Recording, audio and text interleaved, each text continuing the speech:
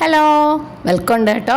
ഇതിപ്പം എന്നെ കണ്ടാൽ നിങ്ങൾ വിചാരിക്കും ഞാൻ കഥയോ കവിതയോ എഴുതാൻ വേണ്ടി ഇരിക്കുവാന്ന്. അല്ല, ഇതെൻ്റെ തലയെ കുത്തുന്ന സ്റ്റിക്കാ. ഞങ്ങൾ ഗുരുവായൂർക്ക് പോകാനുള്ള ട്രിപ്പായത്. ഇത് ഞാൻ പല വീഡിയോയിലായിട്ട് പറഞ്ഞു, എങ്കിലും ഞാൻ പറയാത്ത കുറച്ച് കാര്യങ്ങൾ ഞാൻ പറഞ്ഞുതരാം.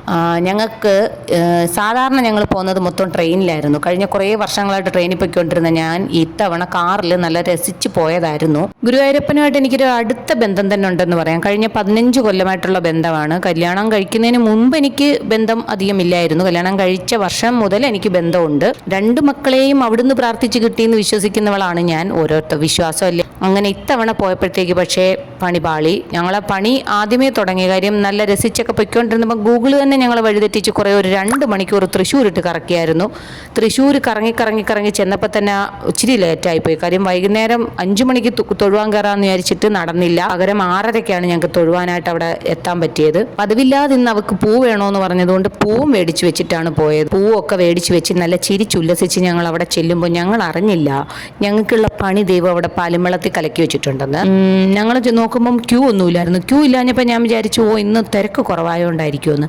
പക്ഷെ അല്ലായിരുന്നു, ഭക്തരെ കയറ്റി വിടുന്നില്ലായിരുന്നു. 6 മണിയായപ്പം ഭക്തരെ ക്ലോസ് ചെയ്ത്, അമ്പലം അടച്ചിട്ടില്ല, ക്ലോസ് ചെയ്തേക്കുക. പിന്നെ എൻ്റെ മോൻ കണ്ടോ ഏതോ പോയ അണ്ണാനെ പോലെ. പിന്നെ ഞാൻ അവിടെ കുറേ നേരമൊക്കെ നിന്നും നടന്നും ഒക്കെ നോക്കി എങ്ങനെയെങ്കിലും കയറാൻ പറ്റുമെന്ന്. ഇല്ല, ഒരു രക്ഷയുമില്ല. വളരെ നിരാശയായിരുന്നു ഫലം. സത്യം പറഞ്ഞ ഈ കണ്ണൻ ഒരു കള്ളക്കണ്ണനല്ലേ. എന്നാലും ഞാൻ പരാതിയൊന്നും പറയത്തില്ല. കഴിഞ്ഞ എത്രയോ വർഷമായിട്ട് എനിക്ക് അവിടെ വരാൻ പറ്റുന്നുണ്ട്. വരാൻ പറ്റാത്ത എത്രയോ പേരുണ്ട്. അപ്പോൾ അത് വെച്ച് നോക്കുമ്പോൾ ഞാൻ ഭാഗ്യവതിയാണ്.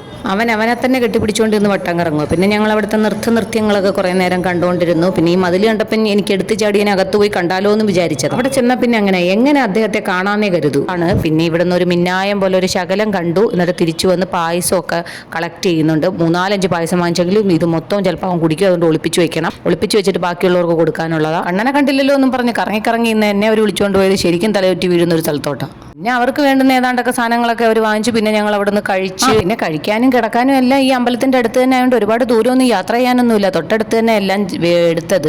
വളരെ സൗകര്യപൂർവ്വം എല്ലാം ചെയ്തതാണ്. പക്ഷേ എല്ലാ പ്ലാനിങ്ങും ദൈവം തന്നെ മാറ്റിമറിച്ച് കളഞ്ഞു. പിന്നെ ഞങ്ങൾ പിറ്റേന്നും ഇതേപോലെ പോകുന്നും വെച്ചില്ല. വരുന്നുണ്ട്, തൊഴുവാൻ പറ്റുമോ നോക്കാം. അതിൻ്റെ കാര്യമൊന്നും പറയണ്ട. രാവിലെ വെളുപ്പിനെ വന്ന് ക്യൂ നിന്നതാ. എന്താണെന്ന് അറിഞ്ഞൂടാ. ബാക്കി എല്ലാ ക്യൂവും ഓപ്പൺ ചെയ്ത് കൊടുക്കുന്നുണ്ട്. ഞങ്ങൾ നിന്ന ക്യൂ മാത്രം ഓപ്പൺ ചെയ്യുന്നില്ല. അവിടെയും പരീക്ഷണമായിരുന്നു. എന്തായാലും തൊഴുതിറങ്ങിയപ്പോൾ 11:30 മണിയോളമായി. വെളുപ്പിനെ കയറിയതാ.